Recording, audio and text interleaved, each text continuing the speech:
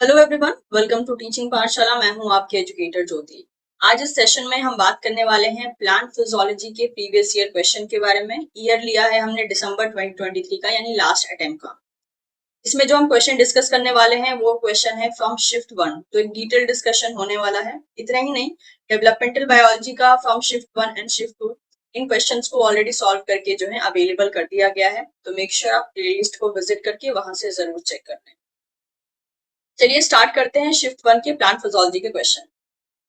पहला क्वेश्चन है, जैसे कि आप देख सकते हैं कि विच one of the following four plant family has the largest number of species. अब इस क्वेश्चन को देखा जाए तो एक तरीके से आप इसको यूनिट 6 का भी क्वेश्चन मान सकते हो, या फिर आप जो यूनिट डाइवर्सिटी है, दैट इज यूनिट नंबर 9, आप उसका भी पार्ट मान सकते हो। इन जनरल देखा जाए तो ये यूनिट 9 के क्वेश्चन ज्यादातर मतलब ऐसे टाइप के बनते हैं। बट एनीवेज, अगर हम लार्जेस्ट नंबर ऑफ स्पीसीज की बात करें, यानी कि ऐसी प्लांट फैमिली जिसमें कि लार्जेस्ट नंबर ऑफ स्पीसीज पाए जाते हैं, स्पेशली इन चार ऑप्शन में से अगर पिक करना पड़े तो ये होती है दैट इज रोजिकेसी। ग्रासिकेसी नहीं है, कुकुरबिटेसी नहीं है, कैक्टेसी भी नहीं है। हमारा ऑप्शन हो गया दैट इज रोजेसी। ठीक है, ये जो फैमिली है, ये प्लांट फैमिली, इसमें लार्जेस्ट नंबर ऑफ स्पीसीज आपको देखने को मिल जाते हैं। अगला क्वेश्चन है, which one of the following enzyme does not catalyze the oxidation of substrate by reducing the electron acceptor NAD+। यानी कि यहाँ पे जो चार आपको एंजाइम दिए गए हैं, उन एंजाइम में से कौन सा ऐसा एंजाइम है जो कि ऑक्सीडेशन, सबस्ट्रेट का ऑक्सीडेशन नहीं करता है by reducing the electron acceptor, जो कि यहाँ पे NAD+। तो अगर हम ऑप्शन देखते हैं तो लैक्टेट डिहाइड्रोजिनेज में देखने को मिलता है, पायरुवेट डिहाइड्रोजिनेज में भी देखने को मिलता है, सक्सिनेट डिहाइड्रोजिनेज ये प्रोसेस को नहीं करता, आइसोसिट्रेट डिहाइड्रोजिनेज में भी देखने को मिलता है। ठीक है, तो ऐसा एंजाइम जो कि सबस्ट्रेट को ऑक्सीडाइज करते टाइम पे एक तरीके से जो रिड्यूसिंग इलेक्ट्रॉन एक्सेप्टर है NAD+, उसका यूटिलाइजेशन नहीं करता है, वो है हमारा that is third option. So succinate dehydrogenase, it does not catalyze the oxidation of substrate by reducing the electron acceptor NAD+. Okay? और बाकी सबको देखा जाए लाइक जैसे कि हमने कहा लैक्टेट डिहाइड्रोजिनेज, पायरुवेट, आइसोसिट्रेट, ये सब जो है एक तरीके से इस्तेमाल करते हैं डायरेक्टली NAD+ पे। अगला अगर सवाल देखें तो बोला गया है, which one of the following anthropogenic activity contribute to the most nitrogen to the global nitrogen cycle.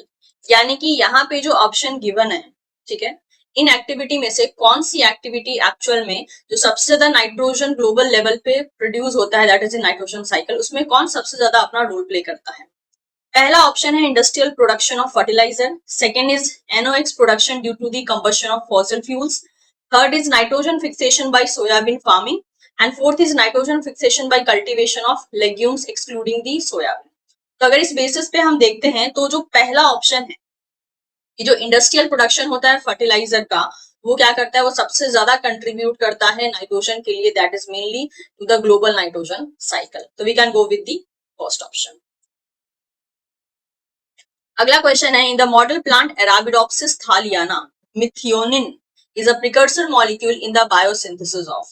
यानी यहाँ पे चार ऑप्शन दिए गए हैं, आपको बताना है मिथियोनिन जो है कौन से मॉलिक्यूल को सिंथेसाइज करने में एज अ प्रिकर्सर मॉलिक्यूल काम करता है।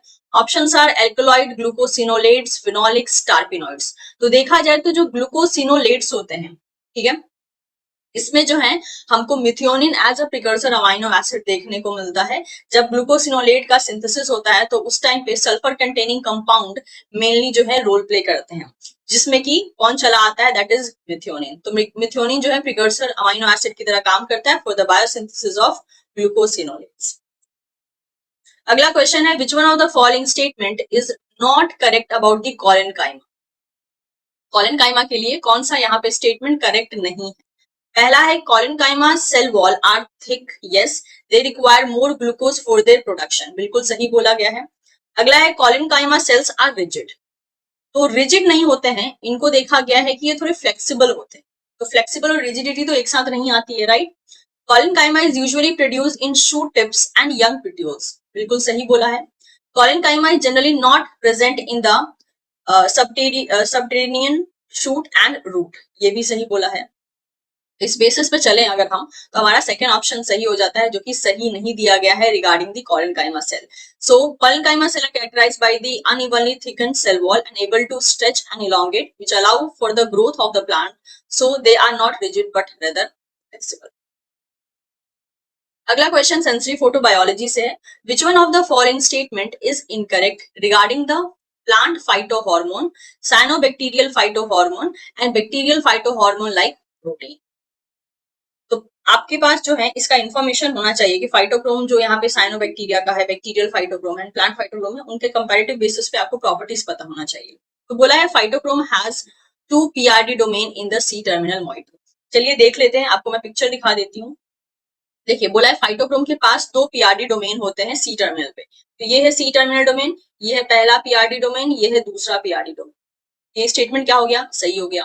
अगला देखिए, cyanobacteria phytochrome 1 and bacterial phytochrome has histidine kinase domain at N terminal. तो इनका जो histidine kinase domain है, देखिए साइनोबैक्टीरिया एंड बैक्टीरिया का, ये एन टर्मिनल पे दिख रहा है आपको. एच के जो है यहाँ पे हिस्टीडीन काइनेज है, ये कहाँ प्रेजेंट है, ये है सी टर्मिनल पे, राइट. तो एन टर्मिनल पे तो प्रेजेंट नहीं है, तो ये हो गया गलत. अगला है GF domain is present in an terminal moiety of 5 cyanobacteria and bacteria.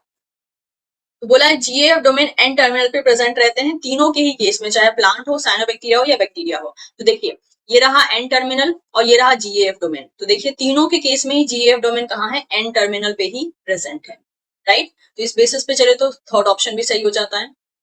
अगला है cysteine residue that form the linkage is located in the GF domain in the canonical phytochrome such as plant phytochrome and cyanobacteria phytochrome. तो देखिए GF को आप देख सकते हैं, GF जो है यहाँ पे प्रेजेंट है, यहाँ पे प्रेजेंट है, यहाँ पे भी प्रेजेंट है, लेकिन जो इसका लिंकेज है उसमें थोड़ा डिफरेंस है. जैसे कि आप यहाँ पे देख सकते हैं, द क्रोमोफोर इज अटैच, ये जो क्रोमोफोर है यहाँ पर, ठीक है, chromophore is attach to the cysteine residue in the protein via the thioester link. यहाँ पे जो एस देख रहे हैं आप, this is what, this is a thioester linkage. Note that cysteine residue that form the linkage is located in GAF domain in canonical phytochromes जैसे कि plant phytochrome and cyanobacteria phytochrome, whereas it is located in the N-terminal extension in bacterial type bacterial phytochrome.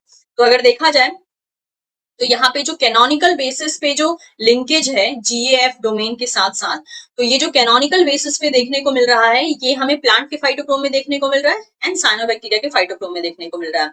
जबकि bacterial phytochrome में ये थोड़ा सा different है, right. यहाँ पे एन टर्मिनल एक्सटेंशन के साथ जो है ये लिंकेज देखा जा रहा है, लेकिन बाकी सब में जो है ऐसा नहीं है. तो यही स्टेटमेंट डी में भी बोला गया है. सो दैट इज वाई अगर हम देखें तो ऑप्शन बी जो है यहाँ पे इनकरेक्ट स्टेटमेंट दिया गया था, इसलिए हमने इसको एलिमिनेट कर दिया. ऑल्दो हमने एक्सप्लेनेशन के थ्रू देखा कि हमने सेकेंड ऑप्शन को क्यों पिक किया, क्यों कहा कि सेकेंड ऑप्शन जो है गलत दिया गया. अगला है in the production of alcohol by fermentation in the absence of oxygen yeast convert glucose to pyruvate.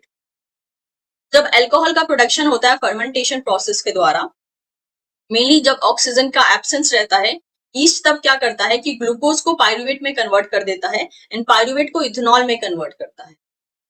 बोला है fermentation promote glycolysis by, fermentation glycolysis को कैसे प्रमोट कर सकता है. ऑप्शन है by converting acetyl aldehyde to alcohol to prevent feedback inhibition, गलत. Two by generating NADH for mitochondrial ATP generation, बिल्कुल नहीं. By preventing toxicity of acetaldehyde, no. By generating NAD plus for the glycolysis, exactly. तो हमारा fourth option जो है actual में यहाँ पे सही हो जाता है कि किस तरीके से फर्मेंटेशन जो है ग्लाइकोलिसिस को प्रमोट करता है. अगला क्वेश्चन है, which one of the following is referred as a tuberonic acid. किसको हम ट्यूबरोनिक एसिड मेंशन कर सकते हैं. Options are methyl jasmonate, cis jasmonate, jasmonyl 1 beta glucose and 12 hydroxy 7 isojasmonate. तो इसका जो करेक्ट आंसर है वो है 12 हाइड्रोक्सी 7 आइसोजैस्मोनेट. चलिए हम समझ लेते हैं यहाँ पे, ठीक है, क्या क्या बोला गया. देखिए जैस्मोनिक एसिड में क्या होता है, अगर आप CH3 ऐड करते हो तो आपको मिलता है मिथाइल जैस्मोनेट. अगर आप CO2 को हटाते हो तो आपको मिलता है सिस जैस्मोनेट. अगर आप इसमें H2 ऐड करते हो तो आपको मिलता है कुकुर्बिक एसिड. जबकि अगर जैस्मोनिक एसिड के साथ आप ग्लूकोज कॉन्जुगेट करते हो तो आपको मिलता है जैस्मोनाइल 1 बीटा ग्लूकोज. अगर आप इसके साथ अमाइनो एसिड को कॉन्जुगेट करते हो तो आपको मिलता है jasmonic acid, isoleucine and other amino acid conjugates. लेकिन अगर आप इसका हाइड्रोक्सिलेशन करवाते हो तो आपको मिलता है 12 हाइड्रोक्सी जैस्मोनिक एसिड, जिसको कि हम ट्यूबरोनिक एसिड भी कहते हैं। तो यहाँ क्वेश्चन में वही था कि ट्यूबरोनिक एसिड किसको कहा जाता है, तो ये हमारा आंसर क्या हो गया, दैट इज राइट। अब क्वेश्चन अगर नेक्स्ट टाइम अगर आना होगा ना तो इस तरीके से भी आ जाएगा कि जैस्मोनिक एसिड में अगर CH3 ऐड कर दिया तो बताइए कौन सा कंपाउंड बनेगा, या फिर हाइड्रोक्सिलेशन कर दिया तब कौन सा कंपाउंड बनेगा, या फिर उसको उसके मतलब जैस्मोनिक एसिड के स्ट्रक्चर से हमने CO2 रिमूव कर दिया तब कौन सा कंपाउंड बनेगा। तो इस टाइप के क्वेश्चन जो है यहाँ पे पार्ट बी से बन सकते हैं। इस बार तो ये वाला पूछा गया है, अगली बार कोई और भी पूछा जा सकता है।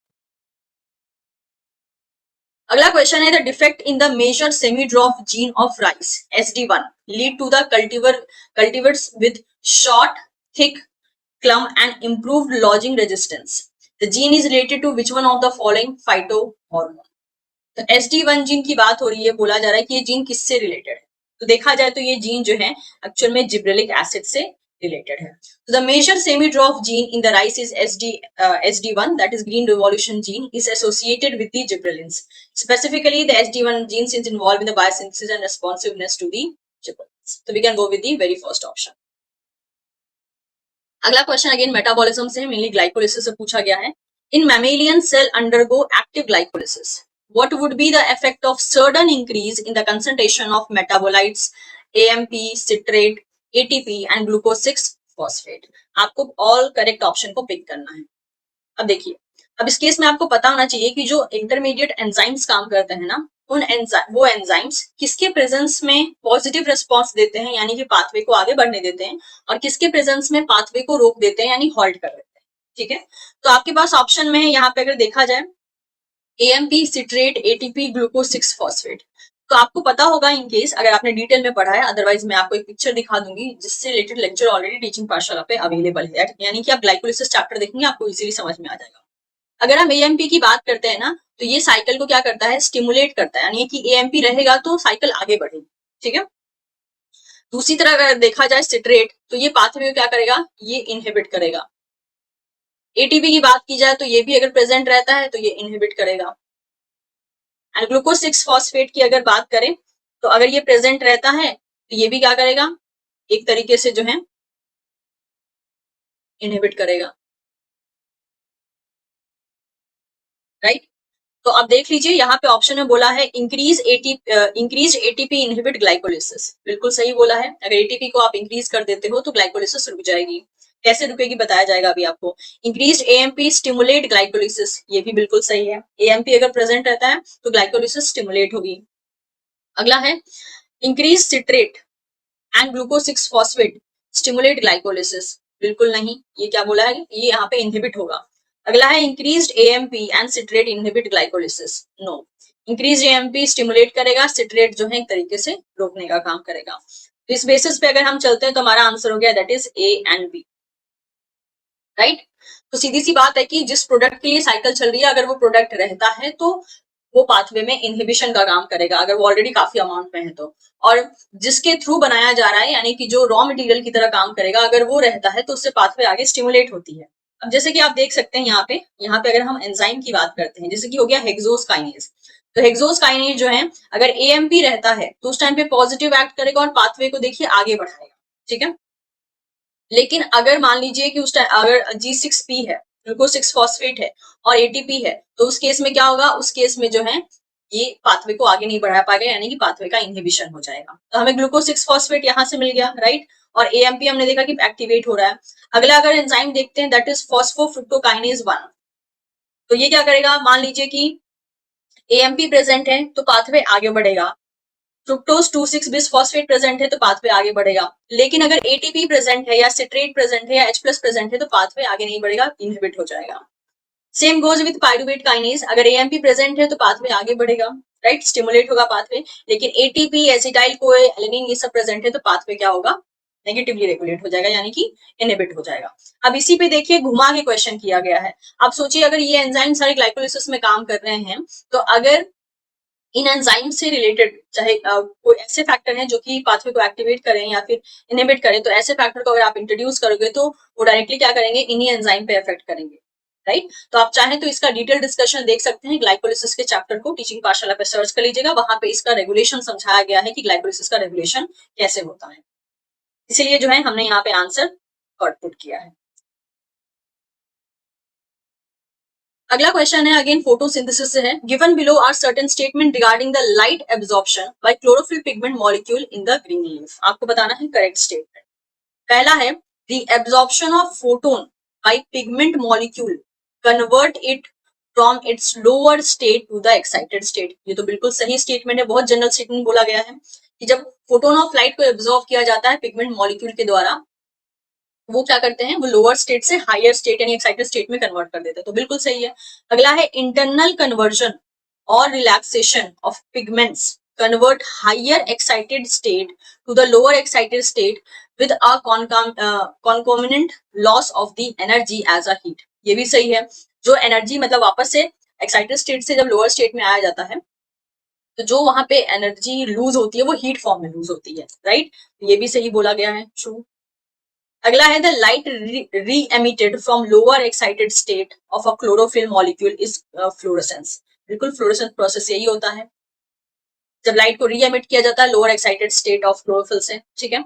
अगला है red light absorption by chlorophyll molecule result into higher excitation state related to the blue light absorption. नहीं, ऐसा नहीं। तो अगर हम देखें तो ए बी सी ये तीन स्टेटमेंट जो है यहाँ पे सही हो जाते हैं, दैट इज फर्स्ट ऑप्शन हमारा सही हो जाता है। ये सारे ही ऑप्शन जो है जब आप फोटोसिंथेसिस पढ़ते हो ना तो वहां पे जो जनरल स्टेटमेंट आप पढ़ते हो, जनरली जो पढ़ते हो उसी में ये सारे के सारे स्टेटमेंट्स आपके क्लियर हो जाते हैं। अगला क्वेश्चन है आपके सामने stomata detach from the epidermis of common day flower were treated with the saturated photon flux of red light. After the duration of 2 hours, the same stomata under the background of red light were also illuminated with the blue light. ठीक है। तो actual में क्या किया गया, common day flower plant का epidermis को लिया गया और उसको रेड लाइट के अंडर में ट्रीट किया गया। फिर उसके बाद 2 घंटे बाद जो है उसके बैकग्राउंड में एक तरीके से ब्लू लाइट भी दिया गया। आपको बताना है कौन सा स्टेटमेंट सही हुआ regarding the opening of stomata. बोला है red light illumination will saturate stomatal opening and blue light illumination will have no effect on it. नहीं, ऐसा नहीं होता है। रेड लाइट की वजह से स्टोमेटल अपर्चर ओपन होता है लेकिन उसका मैक्सिमम ओपनिंग ब्लू लाइट के प्रेजेंस में देखा जाता है, तो ये तो गलत हो गया। अगला है red light illumination will not result in opening of stomata and they will open only upon receiving the blue light. देखा जाए तो ये स्टेटमेंट भी गलत है। अगला है the blue light illumination will increase the level of stomatal opening above the saturation level of stomatal opening by the red light illumination. बिल्कुल सही। यानी कि स्टोमेटल ओपनिंग जो सैचुरेट हो गई थी रेड लाइट के प्रेजेंस में, यानी एक लिमिट के बाद और ओपन नहीं हो रही थी, अगर वहां पे आप ब्लू लाइट देते हो तो वो ओपनिंग और इंक्रीज हो जाएगी। अगला है blue light illumination will result in the closing of stomatal open due to the red light illumination. ये भी गलत है। तो देखा जाए तो आपका ऑप्शन यहाँ पे 3 सही हो जाता है। ये आप पिक्चर देख लीजिए, तेजन जगर में दिया हुआ है ये एक्सपेरिमेंट। आप देखिए जब रेड लाइट आप दे रहे हो तो एक टाइम के बाद जो स्टोमेटल अपर्चर की ओपनिंग है वो इतने के बाद जो है अब सैचुरेट हो गई है। देखिए ये रहा पूरा का पूरा सैचुरेशन। लेकिन जब आप इसी पॉइंट पे देखिए जब ब्लू लाइट आपने ऐड की है तो ये अपर्चर की ओपनिंग और बढ़ गई है, यानी अपर्चर की ओपनिंग अब इतनी हो गई है। तो सवाल इसी पे पूछा गया था। तो ये जो थर्ड ऑप्शन है इसमें साफ साफ बोला गया है कि रेड लाइट की वजह से जो स्टोमेटल अपर्चर की ओपनिंग में जो सैचुरेशन आया था वो ब्लू लाइट के प्रेजेंस में जो है और मतलब अपर्चर की ओपनिंग बढ़ा देगा। ठीक है, इसलिए हमने थर्ड ऑप्शन पिक किया है। ओके, अगला सवाल जो है काफी डेप्थ में पूछा गया था और इससे रिलेटेड बहुत कुछ आपकी तेजन जिगर बुक में नहीं दिया गया है। तो ये आपको जो है ऑनलाइन कुछ वेबसाइट है, ऑथेंटिक वेबसाइट है, मेरी एनसीबीआई की वेबसाइट पे आप विजिट कर सकते हैं। वहां पे आपको इससे जुड़े सारे इन्फॉर्मेशन मिल जाएंगे, दैट इज मेरी स्वीट ट्रांसपोर्टर से रिलेटेड डिटेल में इन्फॉर्मेशन। तो क्वेश्चन देखते हैं क्या बोला गया है। Epiplast phloem loading is determined by the cellular location and transport function of membrane-bound protein. Following are certain statement regarding these proteins. कुछ statement यहाँ पे दिए गए हैं इन प्रोटीन से रिलेटेड, आपको बताना है करेक्ट कौन सा होगा। बोला है sweets are sugar transporter proteins and are capable of transporting only sucrose not glucose. तो ये स्टेटमेंट ना गलत दिया गया है क्योंकि जो स्वीट ट्रांसपोर्टर होते हैं उनमें काफी सारी वैरायटी है, जिनमें से कुछ वैरायटी ऐसी है जो कि सुक्रोज भी ट्रांसपोर्ट कर सकती है, तो कुछ वैरायटी ऐसी है जो कि हेक्सोज यानी ग्लूकोज को भी ट्रांसपोर्ट कर सकती है। तो अगर देखा जाए तो मैं इसका थोड़ा सा आपको कंसेप्ट बता देती हूँ। फाइलोजेनेटिक एनालिसिस जब किया गया स्वीट जीन्स पे, ठीक है, mainly in plant family, specially angiosperm की बात की जा रही है। तो इसके थ्रू पता चला कि एक्चुअल में इनकी 4 क्लेड्स पाए जाते हैं। ये जो 4 क्लेड्स हैं, तो ऐसी जीन जो कि क्लेड 1 एंड क्लेड 2 में आती है, वो स्वीट जीन्स क्या करती हैं, वो प्रोटीन को कोड करती हैं, और वो प्रोटीन क्या करते हैं, हेक्सोज शुगर को ट्रांसपोर्ट करने का काम करते हैं, जैसे कि हो गया ग्लूकोज एंड फ्रुक्टोज। अगली कैटेगरी आती है क्लेड 3 की। क्लेड 3 में आने वाली जीन्स ऐसे प्रोटीन को कोड करती हैं जिनका मेन काम होता है मेनली सुक्रोज को ट्रांसपोर्ट करना ओवर दी ग्लूकोज, यानी वो सुक्रोज को ज्यादा प्रेफर करती हैं। ऐसी जीन जो कि क्लेड 4 में आती हैं, इसमें मेनली इंक्लूड होते हैं वैक्यूलर ट्रांसपोर्टर, जो कि मदद करते हैं flux of fructose across the tonoplast. ठीक है, टोनोप्लास्ट के अक्रॉस फ्रुक्टोज को ट्रांसपोर्ट करने में मदद करते हैं।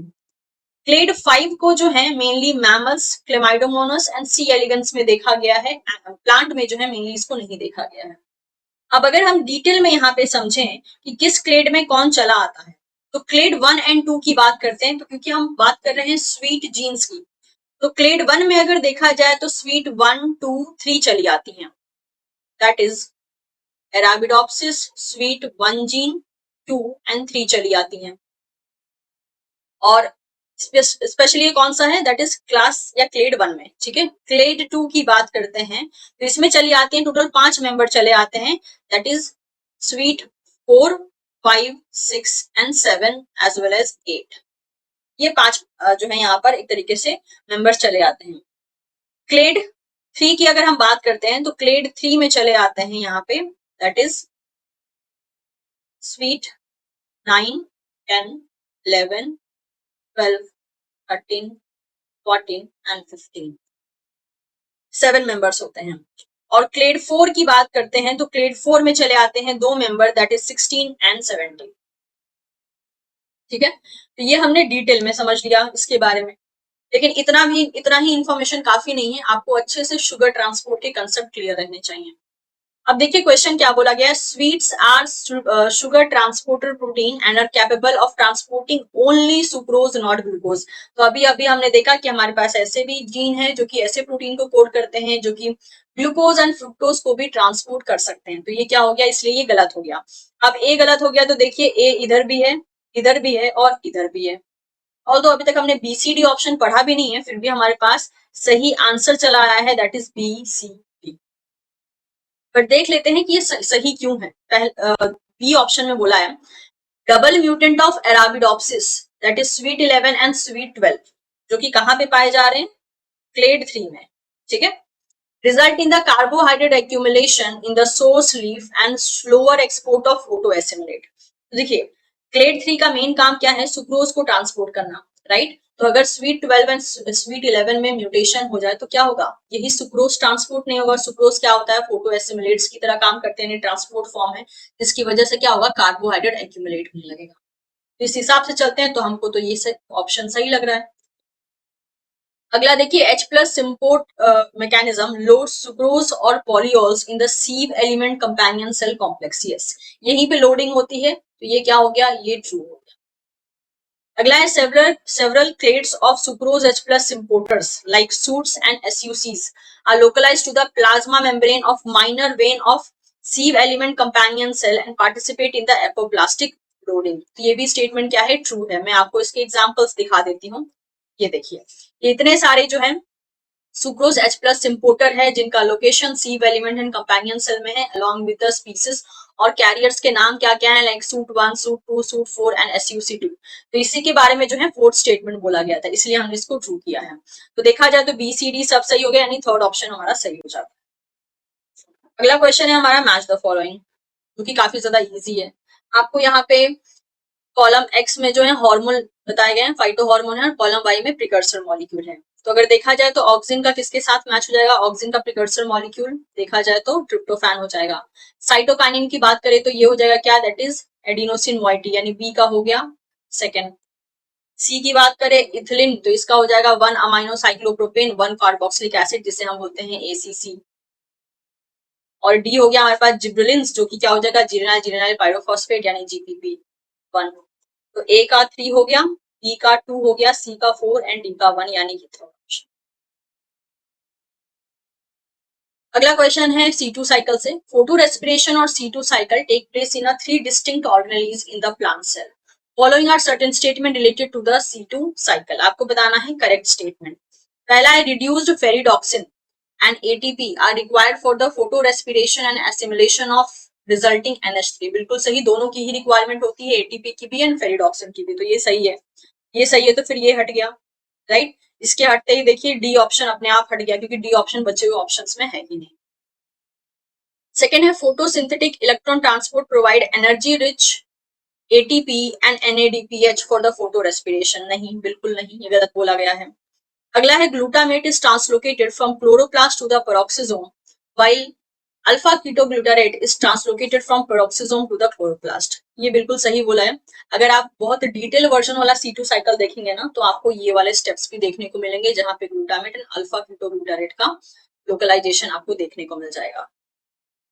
तो अगर देखा जाए तो ए और सी यहाँ पे सही लग रहा है, यानी कि सेकंड ऑप्शन यहाँ सही लग रहा है। ठीक है, आप देख सकते हैं यहाँ पे आपसे क्वेश्चन पूछा गया था, जो डी ऑप्शन हमने एलिमिनेट किया, that is serine hydroxyl transferase enzyme जो है, बोला जा रहा है ये पेरोक्सिसोम में काम करता है। लेकिन अगर देखा जाए तो ये जो एंजाइम है ये कहाँ काम कर रहा है, ये माइटोकॉन्ड्रिया में काम कर रहा है, इसलिए हमने उसको एलिमिनेट किया था। ठीक है, इसके अलावा जो है हमने ग्लूटामेट का प्रेजेंस देखा, तो ग्लूटामेट का प्रेजेंस आप देख सकते हैं यहाँ पर, ये डिटेल वर्जन ऑफ पाथवे तो यहाँ पे देखने को मिल रहा है। सिमिलर बेसिस पे अल्फा कीटोग्लूटारेट का भी प्रेजेंस देखने को मिलता है। अगला सवाल है which one of the following pair of metabolic intermediate does not provide a backbone carbon skeleton for the synthesis of amino acid. I guess ये क्वेश्चन शायद हमने यूनिट 1 से ले लिया है मेटाबॉलिज्म का। एनीवेज आप देख सकते हैं यहाँ पे ऑप्शंस है, मतलब क्वेश्चन में क्या बोला गया था कि कौन सा मेटाबॉलिक इंटरमीडिएट जो है वो अमीनो एसिड सिंथेसिस के लिए कार्बन बैकबोन प्रोवाइड नहीं करता है। पहला ऑप्शन है सक्सिनेट एंड सिट्रेट। पहला ही ऑप्शन हमारा सही हो जाता है कि सक्सिनेट एंड सिट्रेट जो है ये कार्बन स्केलेटन प्रोवाइड नहीं करते हैं for amino acid formation. Next है 3 phospho glycerate and phosphoenol pyruvate. अगला है राइबोस 5 फॉस्फेट एंड इरिथ्रोल 5 बिसफॉस्फेट। अगला है alpha ketoglutarate and oxalo acetate. तो ये सारे ही ऑप्शन में देखा जाए तो सिर्फ पहला ऑप्शन ऐसा है जो कि एक तरीके से कार्बन स्केलेटन का, मतलब कि कार्बन स्केलेटन को प्रोवाइड नहीं करते हैं for the amino acid synthesis compare to the other compound जो कि ऑप्शन में दिया गया है।